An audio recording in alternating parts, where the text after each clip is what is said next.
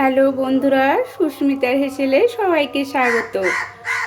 আজকে আমি পেঁয়াজ শাক বানাবো। ওই ছোট ছোট দেশি চিংড়ি মাছ হয়, ছোট চিংড়ি মাছ দিয়ে। আর আমি তার জন্য নিয়েছি অল্প শিম, অল্প আলু আর অল্প বেগুন নিয়েছি। আর পেঁয়াজ শাক আর পেঁয়াজগুলো, যেগুলো পেঁয়াজগুলো আমি কেটে কেটে দিয়েছি। এইগুলো দিয়ে সরষে বাটা দিয়ে চচ্চড়ি খুব সুন্দর হয়। আসুন তাহলে আমি বানাই।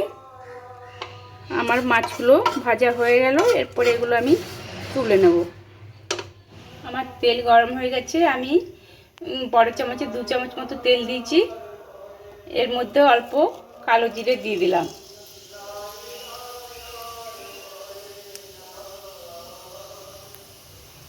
এর মধ্যে আমি শিম, আলু আর পেঁয়াজগুলো দিয়ে দিলাম। এইগুলো একটু ভাজা ভাজা আগে করে নেব, তারপর পেঁয়াজ শাক দেবো। কেন পেঁয়াজ শাকগুলো তো একটু নরম আছে, ওগুলো তো বেশিক্ষণ লাগবে না, ওগুলো নরম, তাড়াতাড়ি হয়ে যাবে। আগে এগুলো ভাজা ভাজা করে নিই।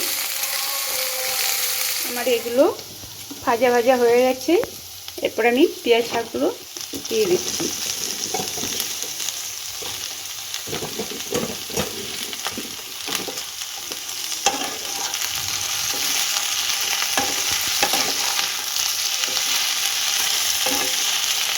এরপরে এটাতে আমি লবণ দিয়ে দেবো, স্বাদ মতো লবণ দিয়ে দিলাম।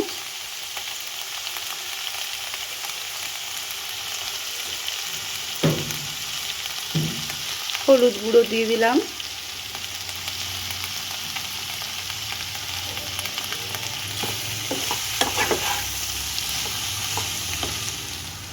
এক চামচ লঙ্কার গুঁড়ো দিয়ে দিলাম।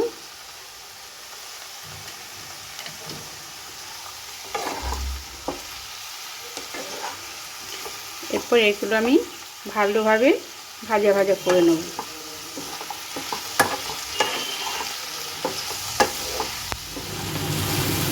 আমার এগুলো ভাজা ভাজা মতো হয়ে গেল, নরম অনেকটা হয়ে গেছে, 50% নরম হয়ে গেছে। আমি সবসময় লো ফ্লেমে রান্না করি, বেশি আঁচ বাড়াই না।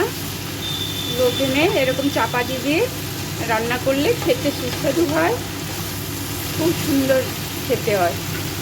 এরপর আমি এই যে গুঁড়ো সরষে গুলে রেখেছিলাম, এটা দিয়ে দিলাম 1 চামচ, মানে গুঁড়ো সরষেটা 1 চামচ। এবার জল দিয়ে আমি ওটা গুলে রেখেছিলাম।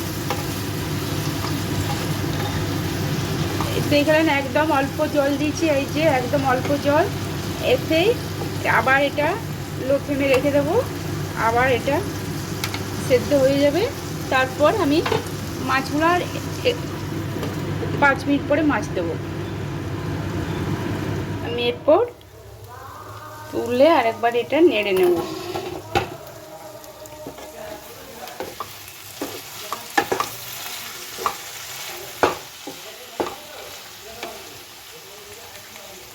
আর আলু একদম সেদ্ধ হয়ে গেছে।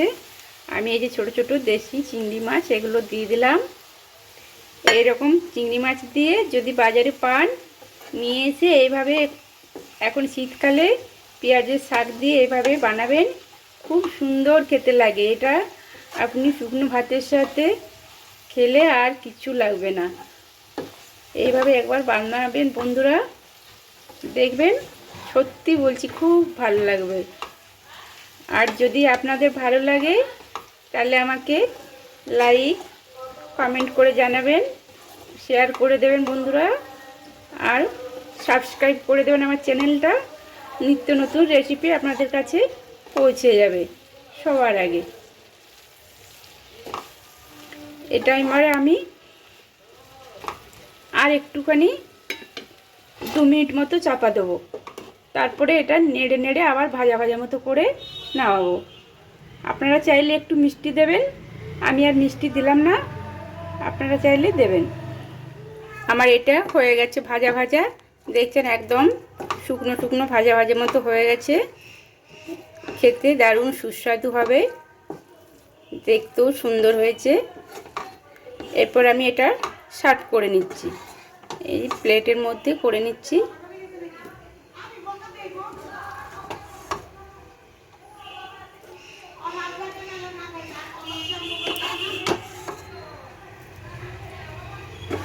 একবার এইভাবে বানাবেন এই ছোটো ছোটো চিংড়ি মাছ দিয়ে, দেখবেন দারুণ সুন্দর টেস্টি হয়, দারুণ লাগবে। একবার বানালে বারবার আপনাদের বানিয়ে তখন খেতে ইচ্ছে করবে।